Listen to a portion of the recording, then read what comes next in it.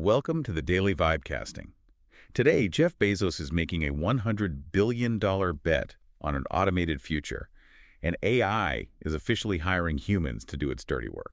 Yeah, and while your timeline is probably just flooded with people cheering about this new era of limitless productivity, we really need to look at what's actually happening under the hood. Right. Because when you strip away all that hype, today's signals are all pointing to one thing, which is a massive, really messy realignment of who actually gets paid in this new economy and, well, who is quietly getting squeezed out. And that is exactly the ultimate question we are trying to answer for you in today's deep dive. I mean, this is your raw synthesis of the day's most critical market, tech, and cultural signals. Exactly. We're looking at the hard data, the viral threads, the macro shifts, and really figuring out the mechanics of what it all actually means for your daily life. And to understand the sheer scale of capital moving right now, we have to look at our lead story. Yeah, the Bezos thing. Right. There is a post going viral from @Kobisi Letter reporting that Jeff Bezos is in talks to raise a $100 billion fund. And just to be clear, not million, billion Yeah. with a B. And the stated goal is to buy up legacy manufacturing companies and aggressively automate them using AI. We're seeing a massive 45% year-over-year surge in AI manufacturing investments across the board right now. Which, it forces us to pause and look at the second order effects here. Because the standard Wall Street PR spin on a fund like this is that it's just a pure productivity play. Right, the efficiency narrative. Exactly. You'll see all these projections claiming this could add like $3.7 trillion to global GDP by 2030. But if you actually scroll through the reactions to that post, over 60% of the top replies aren't celebrating a GDP bump. No, they're freaking out. They are terrified of job displacement. I mean, the manufacturing sector already faces a 20% automation rate, according to Oxford Economics. So we really have to ask the cynical, mechanical question here. Which Is a $100 billion fund actually creating net new value? Or is it just, a highly capitalized vehicle for gutting legacy payrolls, replacing them with software, and capturing that profit margin? Well, and if you look at how this transition is actually playing out on the ground, it's not as clean as just swapping a human for a robot on an assembly line. No, it's way messier. It is significantly weirder. There's a post today by @MattSchumer_ detailing something called DoorDash Dasher tasks. Oh, this was wild. It's crazy. DoorDash is literally laying the groundwork for AI agents to hire human gig workers to do physical errands in the real world. So it's like humans are becoming temporary meat puppets for AI data collection. Yeah, it's kind of genius from a corporate standpoint, but deeply terrifying for the labor market because we have to look at what the AI is actually extracting here. Yeah. It's not just paying a human to get groceries delivered. It is actively logging multimodal data. Wait, let's break that down for a second. Yeah. When they say multimodal data in this context, what exactly is the DoorDash app doing to that gig worker? Okay, so think about everything a human naturally does when walking into a really chaotic environment, like a supermarket. Sure. The app is taking in video scans of the store shelves through the worker's phone. It is recording the spatial logic of how that human navigates around, say, a wet floor sign or a blocked aisle. Oh, wow. Yeah. And it is tracking the exact physical manipulation required to identify the right brand of cereal, reach out, and put it in a cart. So the AI is the manager, and the human is essentially a temporary physical actuator. Just a pair of hands. Exactly, a pair of hands gathering the physical data that the AI currently lacks. So if you're doing any digital gig work right now, you kind of have to assume you aren't just doing a job. You are the training data. Yep. The workers are essentially being paid a few bucks to generate the exact behavioral map needed to build the robot that will, permanently replace them. But it begs the question, why is this happening right now? The timing. Yeah, why is there this sudden, ruthless rush from every major tech company toward extreme efficiency? Well, you have to look at the macroeconomic pressure cooker driving all this corporate behavior. And honestly, the best summary of that came from AI pioneer Jan LeCun today.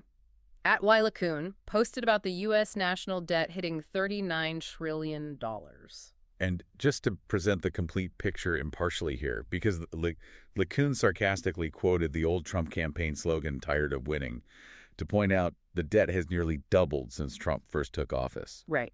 But the replies to his post are fiercely divided. Like, half the timeline is blaming Republican fiscal policies for driving 27% of the recent debt additions, and the other half is pointing to decades of bipartisan inaction on things like the looming 2032 Social Security insolvency. Yeah, everyone's pointing fingers. Exactly. But regardless of your politics or who you blame for the spending, the raw mathematical reality of that debt is what's driving the market. Because the math is just brutal. The underlying Fortune article LeCun quoted points out that net interest payments alone are projected to top $1 trillion annually. That's insane. It surpasses the entire U.S. defense budget. To put that in perspective, that equates to an average of $47,000 in interest costs per person over the next 3 decades. Wow. So when capital is that expensive and borrowing money costs that much, the macro environment strains. Corporations become desperate. They look at a balance sheet and see human labor as an intolerable friction. Which is driving companies to make some massive, completely unforced errors. I mean, the rush to cut that human friction is incredibly messy.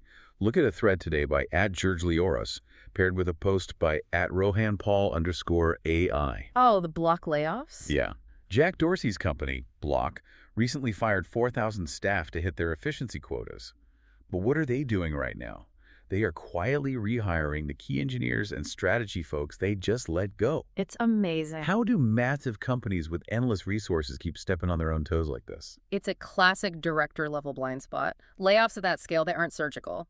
They are mandated from the top down just to hit an arbitrary percentage on a spreadsheet. Right, line goes up. Exactly. A board says cut 20%, so directors blindly cut 20%, but they lack the institutional context to know how the company actually functions on a daily basis. So they got the wrong people. Yeah. They accidentally fire the one quiet team that maintains a critical legacy database. The entire system starts blinking red, and they panic. So they rehire that exact same team 2 weeks later, often having to pay them a massive premium as consultants. That's wild. George pointed out the same thing happened at Uber in 2020.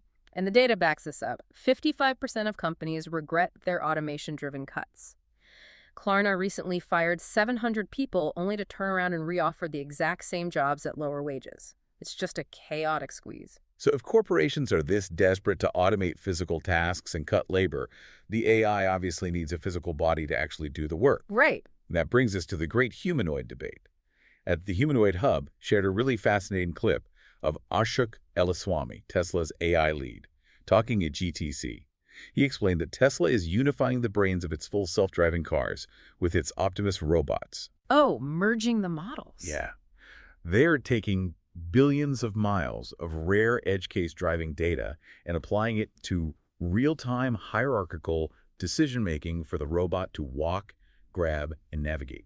The term hierarchical decision-making is really critical there. Instead of one massive brain trying to calculate every single micro movement of a finger while also trying to navigate a room, the workload is split. So delegating the thought process. Exactly. The main AI model makes the high-level decision, like pick up the box, while smaller, localized neural networks handle the actual physics of balance and grip. It's an impressive technical feat. Definitely. But we still need to question the core premise here. Is a humanoid robot actually the endgame for physical automation? Because at TBPM posted a great counter-perspective today, quoting Mark Cuban. Oh, right. I saw this. Yeah. Cuban argues that humanoid robots are just a 5 to 10-year fad. His logic is that it's wildly inefficient to build a hyper-complex bipedal robot that has to balance on 2 legs just to, open a refrigerator door. It's a lot of engineering for a simple task. Exactly. Instead, Cuban says we will just redesign our houses to fit specialized hidden robots. Like the washing machine, the pantry, all just integrated and automated behind the scenes. Okay, I get Cuban's logic there, but he's kind of thinking like a billionaire who can custom build a ground-up smart home. That's a fair point. The average house in the U.S. was built in the 1980s. The median age of a home right now is 41 years. We only turn over about 1% to 2% of our housing stock annually. Yeah, it's slow. We're not going to tear down and retrofit 100 million homes with built-in robotic utility zones. We can't wait half a century for that infrastructure shift. The robot has to adapt to our messy human environments. Stairs, dog toys, tight corners, weird doorknobs. All the edge cases. Exactly. That's why the humanoid form factor, as complex as it is, feels like the only viable bridge to actually automate the physical world we live in. Look, The infrastructure lag is a massive hurdle. I'll definitely Right. do that.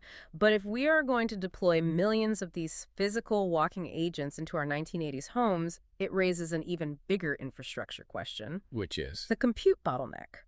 Where does the processing power come from to run millions of real-time AI brains?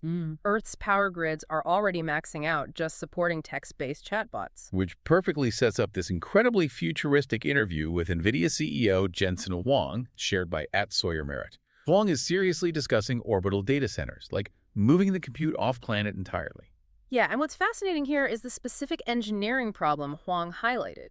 In space, you don't have air or water to cool your servers. You can't use conduction or convection. The usual methods. Right. The only way to dump the massive heat generated by AI compute is through thermal radiation. Wait, hold on. Space is freezing. Why is cooling a problem in the first place? Wouldn't a server just turn into an ice cube up there? See, that is the most common misconception about space.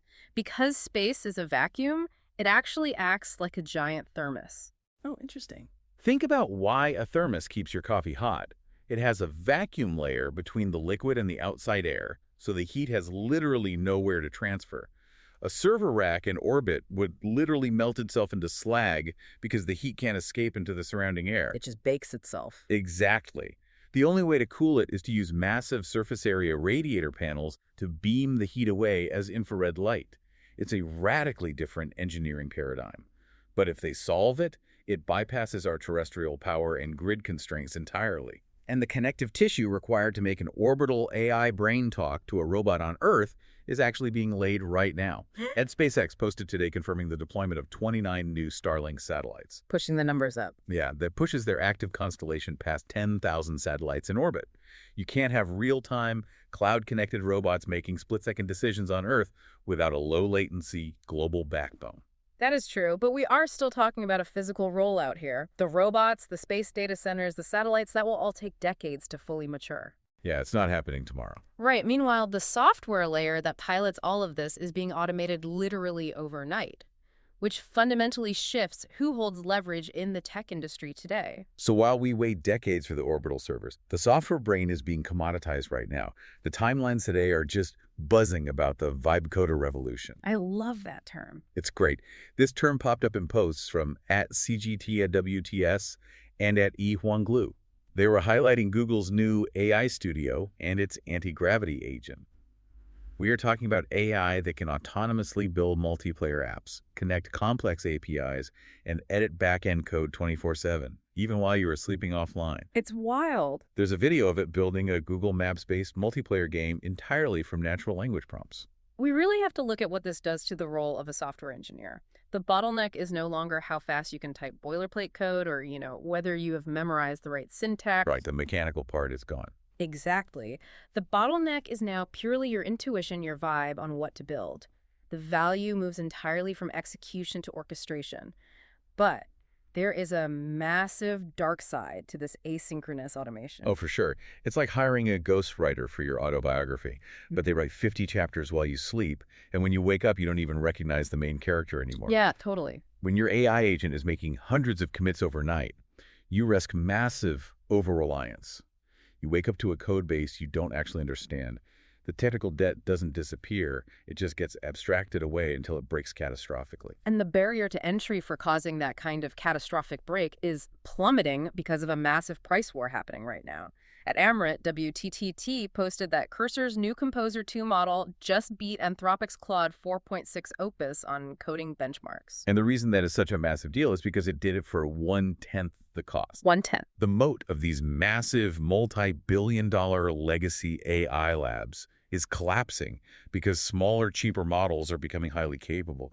Plus, you have developers like Jerry Liu at Jerry J. Lee Zero launching LightParse. Oh yeah, this is huge. This is a completely free, open-source tool that can parse 500 pages of complex documents in 2 seconds on commodity hardware. And when we say commodity hardware, we mean the regular laptop sitting on your desk right now. Yeah. No massive $1 million NVIDIA GPU server racks required. Just a standard MacBook or whatever. Exactly. The commoditization of complex software tasks is accelerating faster than anyone predicted. But within that commoditization, there's a fascinating second-order branding war happening inside the code itself. What do you mean? Well, look at the post from Yuchen Jin at yuchenj_UW. He noticed that when Anthropic's Claude code writes something, it automatically embeds itself as a co-author on the GitHub commit. OpenAI's Codex, on the other hand, doesn't do this at all. Oh, that's interesting. So you see Claude's name plastered all over the history of a project. But OpenAI is virtually invisible. Is Anthropic just being aggressively transparent, or is this a genius growth hack that OpenAI completely missed? Honestly, it's a brilliant dual-purpose strategy. On one hand, Anthropic is essentially poisoning the well for future AI scrapers by clearly labeling its synthetic data, which prevents model collapse. Right. Keeping the training data clean. Yeah. On the other hand, they are running the most effective zero-cost billboard campaign in developer history. Every time a developer looks at a repository, they see Claude doing the work. But it points to a much broader theme here, which is attribution and provenance. Right. As AI eats coding and automates physical labor, it is also completely devouring content creation. The synthetic media overload is officially here. I mean, today at 11 Labs announced their music marketplace. Creators can now generate AI music tracks and actually earn real money when people use them, which mirrors the $11 million they've already paid out for AI voice generation. It's a whole new economy. And on the visual side, at Notebook LM just rolled out their cinematic video overviews to 100% of their pro users. It literally takes a boring text document and automatically generates a dynamic, highly produced, narrated video essay in minutes. So if we pull back and look at the macro cultural shift here, when everything you see online is cinematically beautiful, perfectly scored, and generated in seconds by AI, synthetic content ceases to be special. It's just the norm. Exactly. It becomes the new floor, the baseline expectation. So the critical economic question becomes, in a world of infinite, zero-cost synthetic content, what actually retains a premium? What's left? The answer is truth and verifiable trust. Which is the perfect lens to view the battle for reputation we saw play out today. Eric Eldal posted a viral clip of indie journalist Nick Shirley, and Shirley's taking a victory lap, basically mocking CBS News for a late expose they just aired on rampant California hospice fraud. Yeah, the details on this are crazy. Staggering. One single building in Los Angeles was allegedly housing 89 fake companies billing Medicare. Shirley had investigated this earlier, claiming $170 million in fraud, and he's using this moment to really mock the million-dollar budgets of legacy media. And it is crucial we look at this dynamically without taking sides here. Whether you personally place your trust in independent, decentralized journalists out in the field with an iPhone, or you rely on the rigorous institutional weight of legacy media like CBS, the underlying friction is exactly the same. How so? They are both fighting over the scarcest resource left in the digital age, which is verifiable trust. Who do you actually believe when public funds are being abused? Whether it's an indie reporter forcing the hand of a major network or an AI agent hallucinating a fake code base, the premium is entirely on verification. Yeah, we don't care who you like more in that scenario because the actual production value of the news is now essentially free to generate. It's the trust that matters. And Paul Graham at Paulig G posted a story today that perfectly encapsulates this. Oh, the watch dealer story. Yes. He asked the owner of Somlo, which is a legendary vintage watch dealer in London that's been operating since 1907. He asked them how they consistently managed to source 60-year-old watches that look completely unworn. Like, how do they beat every other wealthy collector to the best inventory? Right, what's their secret? The owner's answer had nothing to do with fancy algorithms or scraping the web or even having massive capital. He just said, we've been around a long time and we always pay promptly so we get the first look. See, that is the ultimate unhackable moat. In an age where an AI agent can spoof a company's entire digital footprint in seconds or auto-generate 1,000 highly personalized outreach emails overnight, a century-old reputation of just paying your bills on time is priceless. Can't fake it. No, you cannot use a large language model to synthetic generate a 100-year track record of human reliability. So, as we wrap up today's deep dive, I really want you to think about how this applies to your own life. If you are doing gig work or writing code or managing a team and an AI agent is negotiating your next job contract with another AI agent and both of them are programmed to ruthlessly optimize for efficiency, where does your actual human reputation live in that data structure? That's a tough question. How do you prove your own unhackable moat to a machine? It is a chilling dynamic to prepare for, honestly. And, based on that block rehiring trend we analyzed earlier, my prediction for tomorrow's news cycle is this. We're going to see a massive Fortune 500 company confidently announce a visionary AI pivot layoff in the morning, only to desperately hire back those exact same employees as consultants for double their original rate by Friday when the servers start to crash. That's the edge of the consensus. We'll see you tomorrow.